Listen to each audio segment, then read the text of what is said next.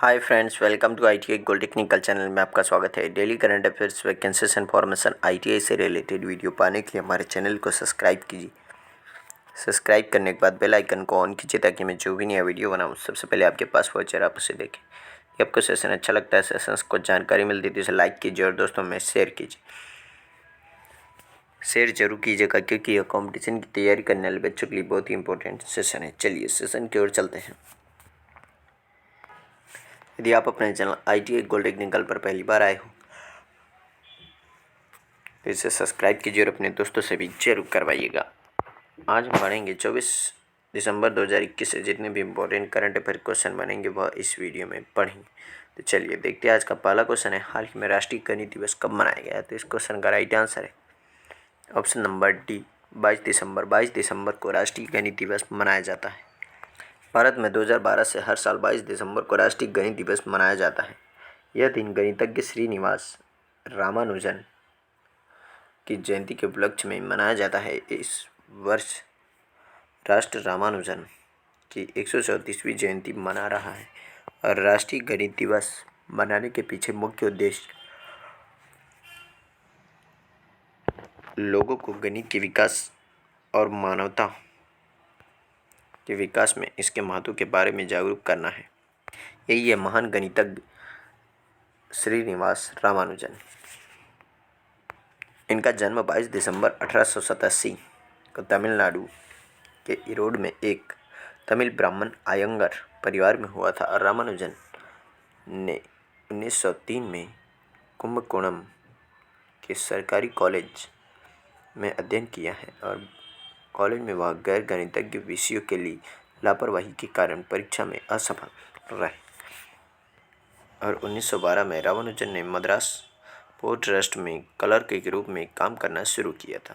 प्रथम विश्व युद्ध शुरू होने से कुछ महीने पहले रामानुजन ट्रिनिटी कॉलेज में शामिल हुए थे। 1916 में उन्होंने स्नातक BSc की डिग्री प्राप्त की और 1917 में उन्हें लंदन मैथमेटिकल सोसाइटी के लिए चुना गया और 1919 में रामानुजन भारत लौट आए। एक साल बाद उन्होंने 32 वर्ष की आयु में अंतिम सांस ली और 2015 की film the man who knew infinity Srinivasa Ramanujan की जीवनी पर आधारित रिलीज हुई थी। तो इस क्वेश्चन का right answer option number D. चलिए नेक्स्ट क्वेश्चन क्यों चलते हैं। नेक्स्ट क्वेश्चन है, हाल ही में किस राज्य में नया एकीकृत कमान और नियंत्रण केंद्र शुरू किया है? तो इस क्वेश्चन का right answer option number B, Haryana में यह प्रारंभ किया है। हरियाणा के मुख्यमंत्री मनोहर लाल खट्टर जी ने करनाल स्मार्ट सिटी परियोजना के तहत नया एकीकृत कमान और नियंत्रण केंद्र खोला है और यह कमान और नियंत्रण केंद्र अनुकूली यातायात नियंत्रण, स्वचालित नंबर प्लेट पहचान, लाल बत्ती का उल्लंघन का पता लगाने और गति उल्लंघन जैसी उन्नत प्रणालियों के कामकाज को सक्षम करेगा। हरियाणा की राजधानी है चंडीगढ़ और यहाँ पर राज्यपाल है बंडारू दत्तात्रेय। तो इस क्वेश्चन का right answer option number B. चलिए नेक्स्ट क्वेश्चन क्यों चलते हैं। नेक्स्ट क्वेश्चन है, हाल ही में भारत ने 2020-21 में कितने बिलियन डॉलर का अब तक का सबसे अधिक वार्षिक FDI यानी कि फॉरेन रिजर्व प्रवाह दर्ज किया है? तो इस क्वेश्चन का right answer option number B, 81.9% यह दर्ज किया है। अभी भारत ने 2020-21 में 81.97 बिलियन डॉलर का अब तक का सबसे अधिक वार्षिक प्रत्यक्ष विदेशी निवेश यानी कि फॉरेन डायरेक्ट इन्वेस्टमेंट दर्ज किया और पिछले 7 वित्तीय वर्षों में FDI प्रवाह 440 अरब डॉलर से अधिक है, जो पिछले 21 वित्तीय वर्षों में कुल FDI प्रवाह का लगभग 58% है। 2014 से 2021 के दौरान जिन शीर्ष 5 देशों ने FDI इक्विटी अंतर्वाह प्राप्त हुआ है वे हैं सिंगापुर, मॉरिशस, USA, नीदरलैंड और जापान। तो इस क्वेश्चन का right answer option number B. चलिए नेक्स्ट क्वेश्चन क्यों चलते हैं। नेक्स्ट क्वेश्चन है, हाल ही में किसमें GACL और गेल ने बायोएथेनॉल संयंत्र स्थापित करने के लिए हाथ मिलाए? किस राज्य में? तो इस क्वेश्चन का right answer option number B, Gujarat राज्य में यह लगाया जाएगा संयंत्र। Gujarat alkalies and chemicals limited और गेल इंडिया लिमिटेड ने गुजरात में 500 किलो लीटर प्रतिदिन के उत्पादन की क्षमता के साथ बायोएथेनॉल संयंत्र स्थापित करने के लिए एक समझौता ज्ञापन पर हस्ताक्षर किए हैं। कच्चे तेल के आयात को कम करने के लिए 2025 तक पेट्रोल में 20% एथेनॉल सम्मिश्रण के लिए भारत के प्रधानमंत्री नरेंद्र मोदी द्वारा शुरू किए गए रोड मैप की तर्ज पर इस समझौते ज्ञापन पर हस्ताक्षर किए हैं। गेल इंडिया लिमिटेड की स्थापना की गई थी अगस्त 1984 में और इसका मुख्यालय है नई दिल्ली में और इसके सीएमडी है मनोज जैन। तो इस क्वेश्चन का राइट आंसर है ऑप्शन नंबर बी, इसका राइट आंसर है। चलिए नेक्स्ट क्वेश्चन की ओर चलते हैं। नेक्स्ट क्वेश्चन है, हाल ही में न्यूलैंड तसैमिन्यू चुमकेदीमा नामक 3 नए जिले बनाए हैं। तो किस राज्य ने बनाए? तो इसका right answer option number C, Nagaland ने 3 नए जिले बनाए हैं। नागालैंड सरकार ने 3 नए जिलों के निर्माण की घोषणा की है जिनके नाम तसैमिन्यू, न्यूलैंड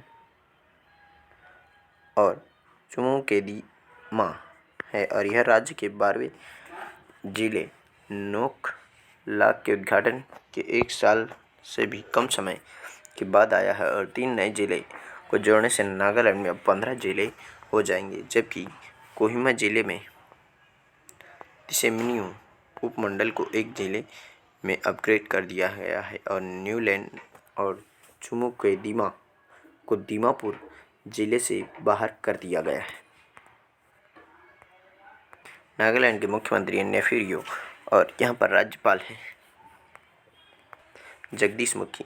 तो इस क्वेश्चन का right answer option number C. चलिए नेक्स्ट क्वेश्चन की ओर चलते हैं। नेक्स्ट क्वेश्चन है, हाल ही में India ancient legacy of wellness नामक पुस्तक किसने लिखी? इस क्वेश्चन का right answer option number A, doctor Rekha Chaudhary ने यह पुस्तक लिखी है। डॉक्टर रेखा चौधरी द्वारा लिखित India's ancient legacy of wellness नामक पुस्तक का विमोचन महाराष्ट्र के राज्यपाल भगत सिंह कोश्यारी की उपस्थिति में किया गया और इसे विश्व डिजिटल दिवस समारोह के अवसर पर लॉन्च किया गया था और पुस्तक इस बात पर प्रकाश डालती है कि मनुष्य के लिए प्रकृति के करीब होना कितना महत्वपूर्ण है, जो उत्पादक कार्य करने के लिए पुनर्जीवित और रिचार्ज करने में मदद करता है। इस क्वेश्चन का राइट आंसर ऑप्शन नंबर ए, इसका राइट आंसर है। चलिए नेक्स्ट क्वेश्चन की ओर चलते हैं। नेक्स्ट क्वेश्चन है, हाल ही में उत्तराखंड के ब्रांड एम्बेसडर कौन बने? तो इस क्वेश्चन का right answer option number C, Rishabh Pant. Rishabh Pant Uttarakhand के ब्रांड एम्बेसडर बने हैं। उत्तराखंड के मुख्यमंत्री पुष्कर सिंह धामी जी ने भी घोषणा की है कि भारतीय विकेट कीपर बल्लेबाज ऋषभ पंत को राज्य का ब्रांड एम्बेसडर नियुक्त किया गया है। 24 वर्षीय पंत, जिन्हें न्यूजीलैंड टेस्ट के लिए आराम दिया गया था, वर्तमान में दक्षिण अफ्रीका में है क्योंकि भारतीय टीम 26 दिसंबर से शुरू होने वाली 3 मैचों टेस्ट श्रृंखला प्रोटियाज का सामना करने के लिए पूरी तरह तैयार है। उत्तराखंड की राजधानी है देहरादून, जो शीतकालीन राजधानी और ग्रीष्मकालीन राजधानी इसकी गैरसैंण है और यहाँ पर राज्यपाल है लेफ्टिनेंट जनरल गुरमीत सिंह। मुख्यमंत्री तो है पुष्कर सिंह धामी। तो इस क्वेश्चन का right answer option number C. चलिए नेक्स्ट क्वेश्चन के चलते हैं। नेक्स्ट क्वेश्चन है, हाल ही में किसने BBC sports personality of the year 2021 का पुरस्कार जीता है? तो इस क्वेश्चन का राइट आंसर ऑप्शन नंबर ए, एम्मा रादुकानु ने यह पुरस्कार जीत लिया है। Tennis star Emma Raducanu